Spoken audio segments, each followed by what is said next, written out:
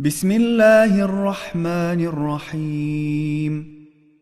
يا صانع كل مصنوع، يا خالق كل مخلوق، يا رازق كل مرزوق، يا مالك كل مملوك، يا كاشف كل مكروب، يا فارج كل مغموم، يا راحم كل مرحوم، يا ناصر كل مخذول، يا ساتر كل معيوب، يا ملجأ كل مظلوم.